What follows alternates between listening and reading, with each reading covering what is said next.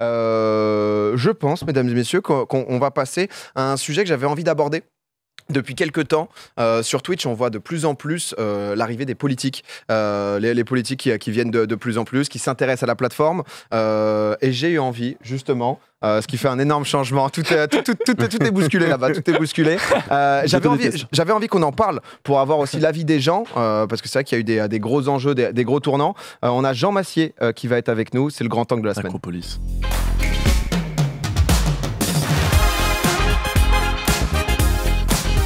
Non, j'avais vraiment envie qu'on en parle. Déjà, Kamel, est-ce que tu connais Alexandria Ocasio-Cortez?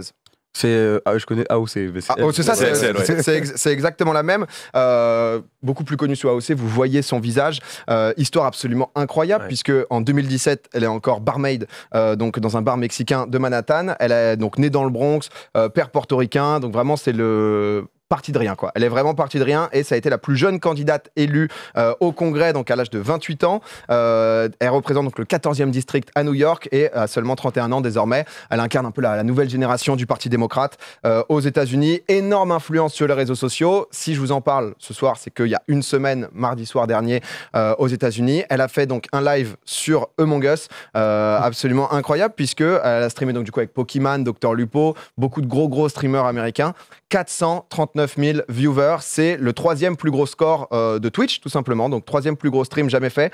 Derrière Ninja qui avait fait avec Drake et avec Shrod. Donc absolument incroyable ce stream. Surtout qu'elle y était vraiment allée très tranquillement au début en disant juste il y aurait des streamers qui veulent jouer avec moi. Bah ouais. Jean, comment est-ce que t'expliquerais que ça ait marché à ce point, que ça a été un tel succès? En fait, t'as deux choses. Déjà, le fait qu'elle est déjà très connue sur Internet. Aux États-Unis, tu l'as dit, elle a une grosse influence. Elle représente assez bien la nouvelle génération des jeunes mobilisés avec les mouvements pour le climat, Black Lives Matter, etc. Donc, c'est déjà quelqu'un d'identifié cool, tu vois, aux États-Unis. Donc, elle partait déjà un peu gagnante avec ça. Et ensuite, c'est exactement ce que tu as dit, c'est qu'en fait, la manière qu'elle a eu d'y aller était très habile. C'est-à-dire, en fait, elle a juste tweeté en fait, j'ai envie de découvrir Among Us, ça a l'air fun, sur Twitch. Est-ce qu'il y en a qui sont chauds? Et en fait, il y a plein de gens qui ont répondu, dont des gens méga célèbres, des youtubeurs qui ont fait en vrai, vas-y, let's go, on fait ça. Et ça s'est organisé à l'arrache. Ça a été fait avec beaucoup de... Ouais, je sais pas, beaucoup de sincérité. Elle est arrivée et elle a streamé Among Us, tranquille. Elle a découvert le jeu. Elle a pas essayé de, elle a pas essayé de faire semblant de quoi que ce soit. Et par ailleurs, elle avait une démarche politique dans son truc, dans son tweet. Elle disait, moi, je veux inciter les jeunes à voter. Ouais, qui est un énorme enjeu aux États-Unis en ce moment. En ce moment, le vote, voilà, mobilisation pour, voilà. Elle est démocrate, elle s'en cache pas. Et donc voilà, et elle s'est pas cachée du message, tu vois. Elle était claire. Elle a dit, elle a pas dit juste, je suis streameuse ce soir. Non, je suis une politique. Je suis là pour vous dire de voter et à l'occasion, j'ai envie de streamer du Among Us. Et à mon avis, c'est ça qui explique le fait que ça ait marché. T'as aussi le troisième truc, c'est que c'était une première. Donc t'as aussi l'effet, évidemment, bien sûr. On l'a déjà vu ça aussi en France, quand t'as un politique qui se lance, son premier stream, il est énorme. Le deuxième, il n'y a plus personne. Donc on verra pour AOC. Mais ça, c'est vraiment un truc que j'aimerais bien voir, c'est se lancer, faire un stream comme ça un soir. Ok. Mais se lancer sur Twitch, pour moi, c'est pas ça. Se lancer sur Twitch, c'est des gens qui lancent une chaîne. Et lancer une chaîne, vous savez, voilà, on est tous autour de cette table, c'est streamer régulièrement. Et ça, est-ce que AOC va le faire? Franchement, je sais pas. Ah non, je pense pas. Tu penses? C'est un très bon coup de com', à mon avis. Tu penses que c'est juste un coup de com'? Si elle a l'intelligence de A à Z, parce que là, pour l'instant, c'était parfait. En fait, ça aurait été une grande annonce en mode je fais un stream sur Twitch avec des grands streamers, ça aurait pas marché. Le fait que ce soit aussi authentique, enfin, même si c'est faussement authentique, peut-être que c'était préparé ou pas, mais... Oui, tu te doutes bien qu'elle avait un peu de setup et que genre c'était pas non plus du tiens, qui veut jouer? Merde, personne. Parce qu'en fait, je pense qu'aujourd'hui, les gens, c'est le bouche à oreille qui fait le taf sur Twitch. On apprend vite. Quand t'es sur Twitch, quand t'es un spectateur de Twitch, forcément, au moment, il y a un streamer qui va parler de quelque chose qui va se passer. Et à mon avis, tous les streamers américains ont dû en parler de ça.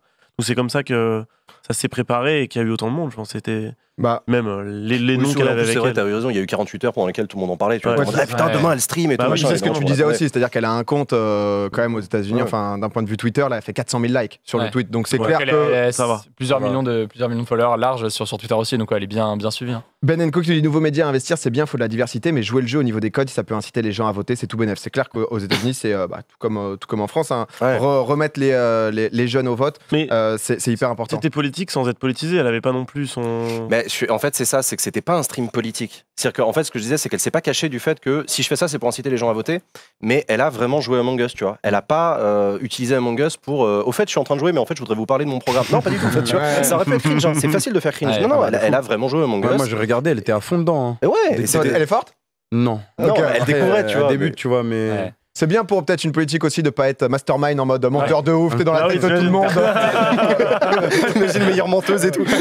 Antoine Daniel qui nous dit Jean Castex, c'est super souvent sur Among Us aussi, on n'en fait pas tout un plat. C'est vrai ça, Jean Castex. Putain. Antoine, incroyable. Jean Castex, putain, mais moi je l'appelle, quand je joue avec lui sur Among Us, je l'appelle Jean maintenant. C'est-à-dire que sans même faire exprès. Tu sais qu'il y avait des gens qui savaient pas que c'était le Premier ministre, Jean Castex.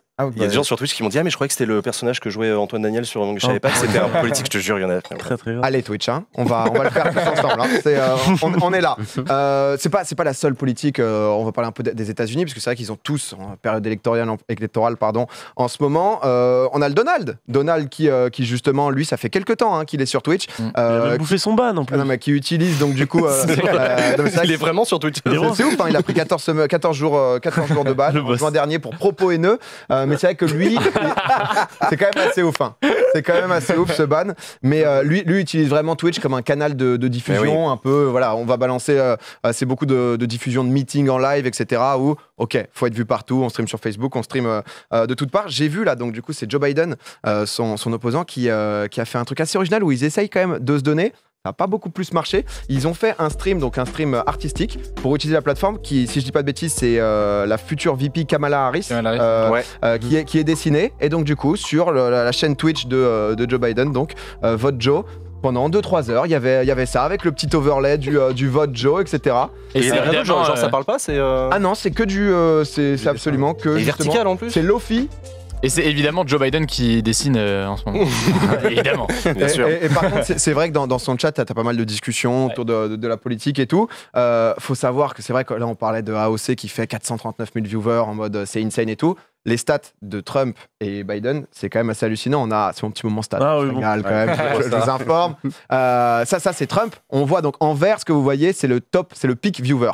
Donc le 23 octobre, il fait 2500 viewers. On parle de Donald Trump quand même. C'est-à-dire que donc 2500 viewers. Sinon, le 25 octobre, 1000 viewers. Mais sinon, c'est des streams qui dépassent rarement les 500, 600 viewers. Mais oui. Donc qui intéressent assez peu de gens. Il pue pas sur son compte Twitter. Moi, je lui conseillerais de pas des best-of. Non mais c'est vrai faire des best-of, c'est ça. Au tout début, il y avait eu le premier meeting de Trump, un peu comme tu nous disais, Jean, justement, où tout le monde est en mode oh putain, Trump, qu'est-ce qu'il fout sur Twitch, etc. Et ensuite, au fur et à mesure, c'est un peu moins intéressé. Et Biden, c'est encore pire. Après, je te laisse juste parler. Vas-y. C'est Biden, vraiment, lui, quand il fait 100 viewers, c'est gros stuff. Ah ouais, c'est-à-dire que non, Joe, c'était un très beau.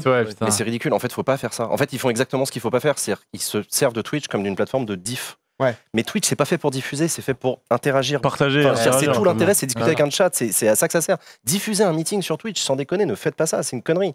Enfin, vraiment, c'est même probablement pas le meilleur player que vous pouvez trouver. Allez sur Dailymotion, ça marche très bien. Non, mais c'est vrai. Sur Twitch. Si t'es sur Twitch, faut être que sur Twitch. Faut être que sur Twitch et surtout, faut que ça ait du sens. Mais c'est ça. Enfin, si tu diffuses un stream ailleurs que sur Twitch, sur YouTube, sur Dailymotion, ça marchera pas parce qu'il y a pas de chat. Enfin, c'est pas aussi bien. C'est pas pareil. Il y a une culture, il y a une manière de streamer. C'est pas et c'est vraiment le dernier truc à faire. C'est d'utiliser Twitch comme une plateforme de diffusion, de faire une mauvaise émission de télé sur Twitch, c'est vraiment une connerie. Et je trouve que Biden et Trump, c'est exactement l'erreur. C'est-à-dire que c'est une équipe de campagne avec des mecs en costume qui se sont dit tiens, il y a une plateforme avec des jeunes dessus, c'est quoi, on va mettre les meetings, ils vont adorer. Mais en vrai, c'est même choquant. Enfin, là, les chiffres c'est pas qu'ils sont bas, ils sont extrêmement bas. 500, on parle des États-Unis, on parle de la campagne de la première puissance mondiale. Et t'as 500 gars sur. je sais pas, je trouve ça ouf. Anglophone. Tout le monde s'en tape. C'est juste des gars Moi, je me suis régalé en voyant ça. Est-ce qu'il fait les 150 Non, il n'y a pas eu de 150, c'est le live, ça dit dans le chat. C'est un très bon exemple. Après, ça se trouve, si tu l'hostes, il te remercie pendant son meeting. Non, mais justement, en parlant d'host, parce qu'on parle des États-Unis. En France, on a Jean-Luc, on a Jean-Luc Mélenchon, qui lui déjà à l'époque, la campagne de 2017 avait été très précurseur en utilisant YouTube, en essayant justement d'être un peu le premier à communiquer aux jeunes de cette manière, qui avait lancé donc du coup en mai Twitchon, donc une nouvelle émission, donc fin mai le vendredi 29 mai, où voilà il y a eu 1h30, 2 heures de discussion avec les viewers, de réponses aux questions, etc. qui avait plutôt très bien marché pour Twitch, 23 000 viewers, donc qui pour Twitch est plutôt une belle performance. Mais c'est vrai que depuis, je crois qu'il a fait donc 2 autres lives, un autre Twitchon qui donc a fait 3000 viewers, on n'a quasiment pas entendu parler. Ce que tu nous disais, c'est que les gens sont venus par curiosité. Et ensuite, il a fait un débrief d'un meeting en août où carrément il a perdu des followers. C'est-à-dire que les gens qui étaient venus sur le premier, genre. Ils sont des abos, ils ont vu ça dans leur feed. Ils ont fait ça. Le truc a fait 600 viewers et les gens se sont dit, ah non, finalement, j'ai la flemme de fou, quoi. Après, il était peut-être en follow only pendant le premier live, et puis c'est pour ça que. Ils ont peut-être fait ça. Peut-être, mais c'est un geste fort quand même d'enlever un follow sur Twitch, tu vois. Après, je crois que les JL se sont rendus compte qu'ils faisaient pas partie des JL. C'est aussi pour ça qu'il avait mis 3 mois, ouais. Non, mais Mélenchon, en l'occurrence, il est quand même bon, je trouve. En fait, ce que je trouve là où il est fort, c'est qu'il a fait la même chose sur YouTube avec ses revues de la semaine qui continuent aujourd'hui. C'est que à la fois il s'adapte au code, et ça, je pense là-dessus, il est un peu aussi bien aidé. Tu vois, il a une bonne équipe de com autour de lui, mais il s'adapte au code, il joue le jeu, des subs, des machins, des trucs. Et en même temps, il reste Mélenchon, tu vois, il reste le Mélenchon. Revue de la semaine, il parle, il est sérieux, il fait son truc, et il a son ton traditionnel, enfin, tu vois, de lui, quoi, qui parle franchement. Mais de la même manière qu'AOC, je trouve qu'il avait été assez bon dans son premier live parce que il avait fait exactement l'inverse que d'arriver avec des gros sabots en disant je vais vous expliquer la vie. En fait, il arrivait avec beaucoup d'humilité en disant bon, les jeunes. Moi, le jeu vidéo, j'ai 70 berges, je joue pas aux jeux vidéo, mais je trouve ça cool et je trouve ça intéressant et tout. Moi, j'y comprends rien, votre truc, là, vos smileys, on m'a expliqué, mais c'est vachement rigolo. La Kappa, on m'en a parlé. Juste, enfin, vraiment, c'était assez. Il y avait pas mal d'humilité. Il s'est pas caché, quoi. Non, c'est pas caché. Il a assumé le côté. Moi, je suis un vieux, c'est pas grave, c'est cool. Je vais vous parler de politique. Si ça vous intéresse, restez. Enfin, voilà. Et ça, j'ai trouvé ça assez habile de sa part aussi. Mais encore une fois, pareil pour AOC, c'est un one shot pour l'instant. T'as raison, il y en a eu 2-3 derrière, mais. Pour moi, non, Jean-Luc Mélenchon, il est pas sur Twitch. Il a fait 3 streams. C'est pas être sur Twitch. Je me demandais, est-ce que ça l'a pas. Tu vois, parce que par exemple, pour nous sur Twitch, faire 20 000 viewers, c'est hyper bien. Quand t'es justement homme politique qui a pour but de spread un message dans la France entière, etc., je sais pas s'ils se disent putain, là, 20K, les gars, c'est incroyable. Tu parles qu'une fois à 20 000 personnes, tu vois. Ouais. Donc, est-ce qu'il s'est pas un peu déchauffé? On l'a vu sur TikTok, par exemple, où de temps en temps, il est dans la parodie maintenant, Jean-Luc. Jean-Luc est devenu un parodieur. C'est du bande organisée, etc. Est-ce que par exemple un média comme TikTok, il s'est pas dit ah bah en fait je peux faire un gros coup où je vais être vu genre 4, 5, 6 millions de fois, une fois et au moins tu vois genre faire vraiment parler? En fait je pense pas que ce soit Jean-Luc déjà lui-même qui réfléchisse à tout ça. Il a une équipe autour de lui qui pour le coup sont des gens assez brillants et tu l'as dit, c'est 2017, c'est ces gens-là qui l'ont mis sur YouTube et tout, c'est des gens assez chouettes qui lui ont proposé, qui lui ont suggéré l'idée. Il a dit ok banco les gars je vous fais confiance. Jean-Luc Mélenchon il fonctionne comme ça, il a son équipe, il leur dit les gars je vous fais confiance, moi j'y connais rien à vos trucs, vous me dites que ça peut être intéressant, allons-y faisons-le. Est-ce qu'il a voulu faire un coup? Ouais sans doute, mais ça faut accepter le fait que les politiques ils veulent faire des coups, normal. C'est leur manière de fonctionner, ils veulent parler, ils veulent parler. Jean-Luc Mélenchon, il doit se dire, et son équipe doit se dire, franchement, s'il y a 4 personnes qui ont kiffé le TikTok et qui ont découvert ce qu'on pensait, let's go, c'est gagné pour nous. Je pense qu'il fonctionne comme ça. Après, est-ce que ça marche vraiment? Je me rends pas compte. Il a des bonnes stats ou pas? Sur TikTok, 100 000 likes, c'est pas énorme. Ça marche bien. En fait, il a fait genre 3 TikTok et c'est 3 gros TikTok où je crois qu'il avait fait un truc de 4 Macron. millions, le premier là, on venait de voir. Je crois que c'est deuxième, genre... il a pas ouf, mais là, le troisième, je crois. Et là, récemment, il a fait un truc sur le couvre-feu en mode 17h59. Je suis à Lyon, est-ce que je peux sortir? 4 millions 7. En bas à gauche, j'arrive pas à voir ce qu'il y a écrit après. 300 000, je crois que c'est 2 millions. 500 000 likes sur le premier. La République, c'est moi, ouais. Ah ouais, la République, c'est moi. C'est le premier, ouais. C'est son hit. C'est un grand vainqueur, faut le dire. 500 000 likes, c'est vénère. On parlait des centaines de milliers de aussi, mais là, 500 000 c'est TikTok aussi. Mais quand même, 500 000 likes, c'est il y avait Emmanuel Macron aussi qui avait lancé à peu près au même moment son compte TikTok. Mais pour revenir sur Twitch, c'est vrai que je suis curieux. On vous mettra un petit sondage aussi parce que je suis curieux d'avoir votre avis. On en parle parce que demain, donc il y a Gabriel Attal, donc du coup le porte-parole du gouvernement, qui donc va s'adresser donc du coup aux jeunes sur Twitch à 18h30 demain, donc pour sensibiliser, parler de la politique du gouvernement autour de la Covid-19, toujours bizarre à dire là. Il y a le tweet d'ailleurs qui est assez marrant parce que je crois que c'est il a repris le gif de quand tu l'avais invité au débatton, donc du coup sur 12 heures avec des ministres, des sénateurs, etc., des gens de la vie politique, et il découvrait le chat avec l'interaction avec les gens. C'est vrai que donc du coup il fait ça. Donc j'ai vu passer, il y a BFM qui avait fait un article en disant qu'il y allait avoir Enjoy Phoenix, Lena Situation qui allait participer. Qui a démenti. Lena Situation qui justement a démenti en mode j'ai reçu l'invitation du gouvernement il y a 2 jours, j'ai jamais accepté. Un peu étonné de voir le titre, etc. Donc c'est un communiqué de presse qui est parti trop vite. Ils ont corrigé le truc. Mais ah mince. Mais il y a eu aussi, je sais pas si hyper intéressant de parler de politique et Twitch, tout ce que cela implique derrière. Non mais c'est vrai que c'est les sujets qui sont intéressants et nous, au cœur de la plateforme, on sent que le gouvernement, les politiques ont envie de parler aux jeunes. Avec le Covid, là je pense que forcément c'est un message du gouvernement, c'est un message politique, mais je pense que Attal a aussi envie de répandre la parole autour des gestes barrières, de faire attention, d'expliquer un peu certains choix gouvernementaux. Mais c'est vrai qu'ils avaient proposé dans Balance ton poste, je me souviens, celui qui est responsable un peu des partenariats Twitch, tous les streamers ont été contactés pour aller sur le plateau d'Hanouna. Il y a eu Amine Mathieu finalement qui y allait pour être un peu le représentant de Twitch en mode on est le représentant des jeunes et c'est nous qui... ça m'a toujours gêné ça. ça a lancé un débat sur la Covid ou le Covid. Moi, j'avais proposé. Les vrais sujets. Les vrais sujets. Ah ouais. Mais de quoi? Moi, j'avais proposé. Ah, t'as pas proposé, c'est étonnant, toi tiens. C'est chelou ça. C'est pas dans tes spams, t'es sûr? Non, mais qu'est-ce que vous en pensez, Hugo? Tu vois, genre pourquoi est-ce que les politiques français essayent à ce point de conquérir Twitch? Moi, que les politiques aillent, alors ça vaut pour Twitch, mais ça vaut aussi d'ailleurs pour les autres plateformes, YouTube et tout, qu'ils aillent sur ces plateformes-là, je trouve ça bien dans l'idée, ça permet de créer du lien et tout, ça peut être cool. Moi, à titre personnel, là, le live de demain, c'est pas le genre de choses que j'aurais envie de faire, parce que, en fait, c'est pas le fait d'interviewer un politique, parce que ça, j'ai déjà fait sur ma chaîne et je le referai, mais c'est le fait où, en fait, là où on perd du contrôle, c'est que c'est sur sa chaîne à lui, donc il y a un truc où déjà tu perds un peu de contrôle sur le truc, et donc moi j'aurais pas fait, mais après ça se comprend dans d'autres cadres qu'ils puissent le faire.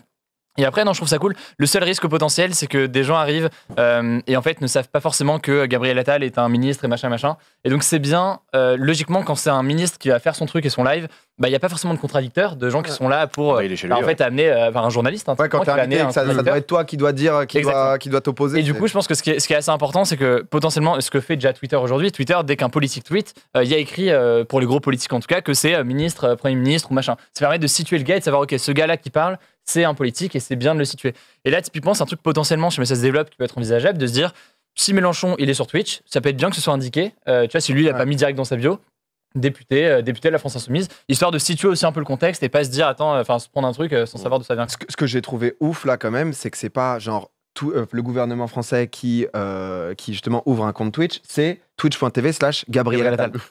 J'ai trouvé c'est bien ça. C'est con, mais c'est le premier bon réflexe. Ah ouais, vous trouvez ça bien? Moi, j'avoue que j'ai trouvé ça un peu particulier. Ça aurait été une connerie de mettre twitch.tv/gouvernement. Je n'ai aucune envie de follow le gouvernement sur Twitch, vraiment. Enfin, tu vois. Non, mais oui, c'est sa chaîne, Gabriel Attal. Mais de la même manière que la chaîne YouTube qui marche le mieux, c'est celle d'Emmanuel Macron. La chaîne Élysée qui s'appelle Présidence de la République, je crois, elle marche pas. Les comptes Facebook, c'est pareil, et Twitter, c'est pareil. Moi, je trouve ça bien qu'ils personnalisent et qu'ils assument, etc. Je pense que Gabriel Attal, c'est un gars qui est très intelligent et je pense qu'au-delà de ça, il est très intelligent, donc il sait que c'est un peu comme ça que ça se fait sur Twitch.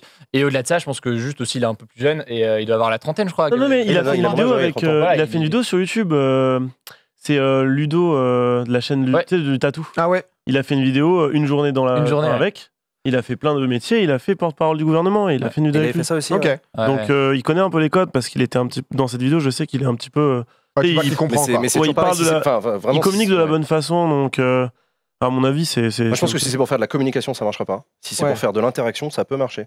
En vrai, c'est vraiment une question de posture. C'est s'il débarque sur la plateforme en disant bon bah les gars, en fait moi je suis ministre. D'ailleurs, si vous avez des questions, je suis ok pour y répondre. Je suis là pour discuter avec vous. Je suis pas là pour vous délivrer un message, sinon j'aurais fait une vidéo YouTube. Enfin, je sais vraiment pas à quoi ça va ressembler demain. S'il n'y a pas d'interaction avec le chat, vraiment, je pense que ça aurait servi à rien. J'avoue que ça. Vas-y, ça. Moi, c'est juste que moi, j'ai vu passer le tweet de Macron. J'ai répondu un truc troll un peu. Il avait mis un message du genre si vous êtes influenceur, machin, vraiment délivrez le message, des gestes barrières et tout, en mode un petit peu. Enfin, vraiment, c'est critique. Il faut que tout le monde joue son rôle dans le partage de l'information du fait que la situation est grave, tu vois. Ouais. Et là, je pense que le gouvernement, il est un petit peu en panique en fait. Donc, ils sont en mode, à mon avis, ils doivent être un petit peu dans un état d'esprit d'écoute et d'être en mode il faut absolument qu'on trouve les bons moyens de communiquer à toutes les portions de la société, dont forcément les jeunes, et ils sont prêts à mon avis à faire les bons choix. Ouais, ensuite c'est comment ils font. Kamel, question con là, par exemple vendredi soir t'as fait un Among Us IRL, on t'aurait proposé d'avoir un homme politique, un Mélenchon, tu vois, genre t'aurais accepté moi j'aurais trouvé ça cool parce qu'en fait à chaque fois ils viennent sur Twitch les politiques en France mais ils jouent pas aux jeux vidéo, tu vois. Ouais. Du coup même s'ils jouent à un jeu, Among Us c'est simple. AOC c'était pas Skyheart quand elle jouait, mais genre c'est simple, du coup elle comprend le principe, elle essaie de s'y mettre et c'est ça que moi je trouve cool, tu vois. Si on vient juste, on discute, moi Jean-Luc Mélenchon, je vais rien savoir, je peux pas tenir une conversation avec lui, genre j'y connais rien en politique. Alors que si on joue et qu'on parle de choses basiques, tranquilles, pourquoi pas. Ouais, lui dans la vraie vie, lui dans un autre registre que lui qui va te donner ses idées, zone de confort et qui s'implique avec les Twitchers et après on verra. Mais c'est vrai que c'est difficile parfois d'imaginer ça, de transposer donc le phénomène à Alexandria Ocasio-Cortez, qui c'est vrai a un parcours de temps en temps, je suis pas hyper impliqué, enfin je suis pas tant que ça, mais de temps en temps tu la vois parler, etc. Tu sens que elle a ce vécu où il y a 3 ans elle était vraiment barmaid, quoi. Donc elle a pas cette réalité des politiciens entre guillemets qui ont 70 ans, qui ont toute leur vie été députés. Donc quand elle parle un peu plus vrai. Est-ce qu'en France c'est possible? Toi j'avais vu t'as des contacts avec certains députés aux The Events. Ouais, j'avais joué avec 2 députés aux The Events. J'avais joué avec Denis Masseglia et Hugo Bernalicis, qui sont tous les 2 députés. Et pour le coup, Hugo Bernalicis, lui, donc c'est un député de de la France Insoumise et il stream. Il stream du LOL. Il a sa propre, il stream du LOL, Ouais. il a sa propre chaîne Twitch qui s'appelle Début Twitch. Je sais pas pourquoi Oui, il l'a c'est appelé comme ça a chier, mais peu importe. Et c'est une chaîne Twitch dans laquelle le mec il joue à LOL. Il est en BO là, BO Chal là. Tu vois, mais c'est vrai. Mais il joue à LOL, sauf qu'au lieu de lui demander pourquoi tu stuffes tel item, on lui dit du coup ça en est où de telle loi. C'est ça, c'est original. Et pour moi, c'est le seul exemple effectivement de ce que tu dis d'un politique qui stream du jeu vidéo, mais enfin le mec serait pas politique à mon avis, il streamerait aussi. Tu vois, c'est vraiment ça. Il kiffe LOL, il kiffe Twitch. Bon bah il stream. Et je trouve ça très très cool. Mais pour moi, c'est le seul qui fait ça. Les autres, j'en ai vu tellement moi des politiques débarquer. Pire, les agences de communication, tu sais, qui bossent avec des politiques qui disent ouais, on réfléchit à aller sur Twitch. Comment on peut faire? T'es en mode mais. Enfin, déjà, je pose pas la question. Enfin, tu vois, c'est raté. Avant même de commencer, c'est raté. Il y en a eu plein, des essais ratés sur Twitch. Il y a le Parti Socialiste qui avait essayé de se lancer sur Twitch. Il y avait. Enfin, bref. Je regardais juste, il y a. C'est vrai qu'ils ont quand même une grosse équipe de com, France Insoumise. Je crois qu'il y a Jean-Luc Mélenchon qui est sur le chat. Du coup, ça charbonne. Hein, ça charbonne très très fort. Hein. Ils sont là, l'équipe de com. Viens, mais mon Gus, viens. Il y a une collab avec Kamel là, qui a attendu. Là. On attend de voir. Il y avait Ponce aussi qui nous disait justement il avait été contacté, que ce soit pour Balance ton poste ou aussi pour le truc avec Gabriel Attal. Et c'est vrai que pour tout vous dire, on avait été contacté par le gouvernement pour avoir Gabriel Attal ici, dans Popcorn. Ah ouais Et en fait, on a, comment ça s'appelle, refusé. Déjà. C'est ça, le mot, c'est ça. Le mot, c'est refusé. Ouais. J'étais pas bien sûr, mais c'est vrai qu'on n'avait pas envie d'être le canal de diffusion d'un message gouvernemental. Tu vois, où c'est vrai que c'est parfois difficile de faire le bon lien entre le côté santé avec le Covid en ce moment, justement à adopter les bons gestes, etc. Et ensuite le côté plus politisé où il peut y avoir des idées politiques qui vont être diffusées et de pas avoir forcément, je dois l'avouer, la capacité de pouvoir répondre ou de pouvoir bien gérer le débat ou le sujet. Ouais. Si on n'est pas à l'aise avec, faut pas le faire. Et puis on n'a pas surtout pas se forcer à recevoir des politiques. On n'a pas forcément besoin d'un ministre aussi pour relayer. Enfin, c'est très bien de l'avoir, c'est des questions-réponses, machin, ça peut avoir du sens. Mais on peut aussi, moi typiquement sur ma chaîne, j'ai décidé de pas faire d'interview de ministre de la santé ou quoi dans ce cadre-là, parce que je me dis, je peux en parler moi-même et il n'y a pas forcément besoin d'avoir un ministre pour le. Je l'inviterai le jour où j'aurai des questions à lui poser, pas le jour où il aura un message à délivrer. Bah, non, mais c'est vrai, c'est dans ce sens-là. C'est ça. C'est mieux d'inviter des médecins de subir et de dire bon bah voilà mon audience. Ouais, voilà, c'est ça, voilà. Parle-leur. Qu'est-ce que tu veux dire? Petite question dans le chat, un sondage. On est curieux de savoir ce que ça va donner. Est-ce que vous êtes alors c'était difficile de formuler la bonne question, mais est-ce que vous êtes pour l'arrivée des politiques sur Twitch? 4 réponses. On n'a pas voulu mettre le oui/non. On s'est dit que ça allait être trop brutal. Vous votez 1, 2, 3, 4, d'accord, en fonction de la réponse. Donc 1 c'est oui, 2 c'est à voir en fonction de la forme, 3 non, Twitch c'est pour se divertir, et 4 c'est pas du tout. Donc je suis curieux d'avoir un peu vos avis là-dessus. Mais c'est vrai que toi, est-ce qu'on t'as des partis politiques qui te demandent des conseils à ce sujet, tu vois, beaucoup. de savoir.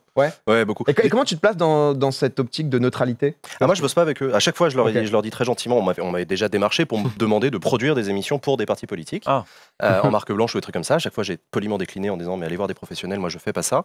Et moi, je sais très bien pourquoi je suis sur Twitch. Je suis là pour faire de la vulgarisation, de la pédagogie, de l'analyse. Je suis pas un débatteur. Je viens pas défendre une crèmerie. J'ai des opinions personnelles, mais en fait, je les garde pour moi. Elles sont bien là où elles sont. En tout cas, si j'ai l'occasion de parler aux gens, moi, c'est pour expliquer comment ça marche la politique. En tout cas, j'ai l'impression que c'est comme ça que je suis utile. Donc, pour la question de la neutralité, elle arrive assez facilement. Je sais pourquoi je suis là. Donc, du coup, la neutralité, en fait, elle est assez. Non, elle arrive facilement. Le Mongus Kameto X Jean-Luc Mélenchon, je peux te dire que ça va faire la forme qui fait plaisir. Ça va faire beaucoup de viewers. 66% donc à voir en fonction de la forme, 4% de oui, 22% de non Twitch, c'est fait pour se divertir, et 10% de pas du tout. Donc comme quoi, non, les gens, je pense que les gens sont curieux et parfois ils attendent plus de. Je pense que c'est aussi ce qui nous a mis une énorme distance avec les politiques, c'est ce côté pas du tout humain et ce côté juste, en fait, ils viennent avec un speech et tu peux avoir envie de voir un peu plus la personnalité des gens. Dans un live où il va pas y avoir justement ce discours politique, mais juste vas-y, on joue à un jeu. C'est tout ce qu'on vous demande, vraiment. Les gens, ils vont sur Twitch pour se taper des barres, en fait. Donc, non, pour passer un bon moment, mais c'est possible avec un politique. Hein. Mais la seule chose qu'on lui demande, c'est d'être lui-même. Soyez vous-même. Point barre. C'est tout ce qu'on vous demande. Soyez détendu. Ne vous mettez pas dans une posture de communication, de porte-parole, de voilà ce que je pense et tout. Allez-y tranquillement, parlez avec votre chat. Et ça peut très bien se passer. Carrément. Écoutez, c'était hyper intéressant. On verra si demain il y a justement Gabriel Attal qui fait le live. C'est ça qu'il y a aussi une annonce d'Emmanuel Macron, je crois, à 20h. Ouais. Donc à voir si ça chamboule tout ou pas en fonction de quoi. Je dis la concurrence. Ça commence. Grosse concu là.